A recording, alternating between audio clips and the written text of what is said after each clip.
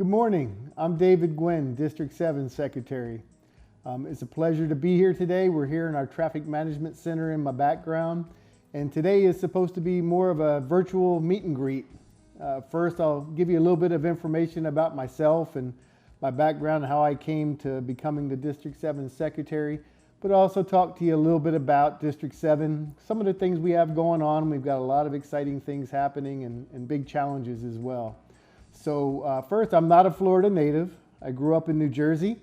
I'm actually a second generation DOT person. My dad was a engineer with the New Jersey DOT, retired from there, and that's where I grew up. But in high school, I decided to try to get accepted to one of the military academies, and I was fortunate to get accepted to West Point. So I went there for my engineering degree. And upon graduation, I was commissioned as a artillery officer in the United States Army. I went on active duty for 5 years. One of the greatest experiences of my life was to be on active duty and to lead soldiers. And during those 5 years, I didn't do any engineering. I shot cannons. And so when I got out after my 5-year commitment, I decided I should refresh my engineering skills. And so I went back and went to the University of Florida for a year and received a master's degree in transportation engineering. And that's sort of how I got into the transportation field to start with. And at the time, I joined a consulting firm, and over the next 30 years, spent my career as a consulting engineer, basically doing work for FDOT, but as a consultant, not as an employee. And I was fortunate in the early 90s, a friend of mine and I decided to start our own company. And so I spent about 15 years as an entrepreneur, starting a business, growing it from the two of us to about 150 people. We were doing work through all the districts in the state. In the early 2000s, there was a lot of acquisitions going on, and we actually ended up selling our firm to a bigger firm. And so I spent a number of years working for larger firms. But I always knew that in the back of my mind, although I was doing a lot of good work for FDOT, the folks at FDOT were really the ones who were making the decisions on the strategic initiatives, on what is going to be implemented, where are we going as a state. And as a consultant, I was helping them carry that out, but I wasn't involved in the actual direction setting, and that was something that I really wanted to try. So in early 2016, I joined the department, and I went through what I would call sort of like, you know what the PE training program is. It was sort of a district secretary training program. So I joined District 7 as the access management engineer in traffic operations. And after about 8 months, a position came open, district traffic engineer in District 1. So I took that. And then shortly after that, I kind of grabbed LK's coattails, and he got promoted into district secretary from operations director, and I followed him into operations director.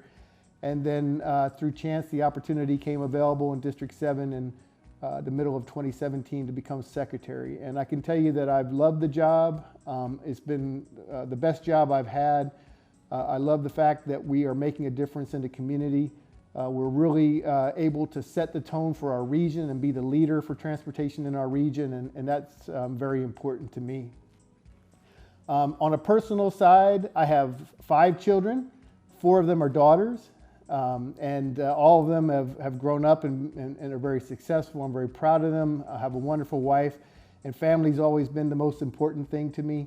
I also appreciate that the department gives us the ability to have a family work-life balance, and that's also very important, I know, to everyone, especially in the last year where things have been really crazy, and we spend a lot more time with our family, and I think that's a good thing.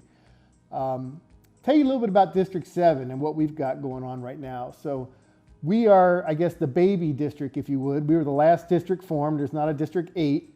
We were the last one formed, and that was in the late 1980s. We are small in terms of geographically. We're not as big as most of the other districts. But from our diversity of what comprises our district, we are pretty wide. If you look at our northern part of our district, which is Citrus County and Hernando County, it's very rural, Citrus County in particular. And there's a lot of issues that we face up there that are more something you'd find in a very rural area. But as you move further south, Pasco County is one of the fastest growing counties in the state, if not the nation.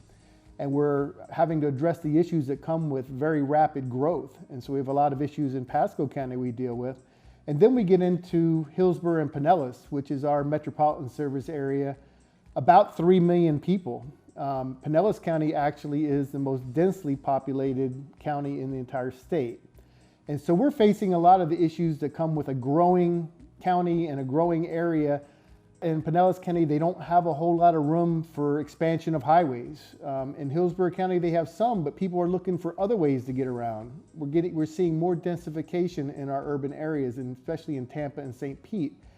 And so transit is something we're looking at now. It's something that we're putting a lot more emphasis in, and I think we'll see a lot more activity in the transit area. And of course, safety is something that's at the paramount of what we do. Unfortunately, Tampa and the District 7 area is one of the areas in the country that has a very poor series of metrics when it comes to pedestrian and bicycle safety. We have a lot of folks that get killed and seriously injured. So we're putting a lot of emphasis in that area. And some of the safety initiatives that we've been piloting here and have since gone around the state, like RRFBs and Hawks and other things, I think are making a real difference. And we're going to be focusing a lot of our time on how do we make our roads more sensitive to the area that they're in. That goes down to the context classification and the complete streets philosophy. We also have a really lot of great projects going on right now, and some of you may have heard about the Tampa Bay Next program, which really is a modernization of our interstate system, but also goes into other areas like highway safety, transit, and that's really been moving forward in a very good pace. We actually just received the record of decision on the SEIS for the Tampa Interstate Study, which was started in the early 90s. It was a great accomplishment to get that, and that'll allow us to move forward with the West Shore Interchange and the Downtown Interchange, two of the major bottlenecks in our region.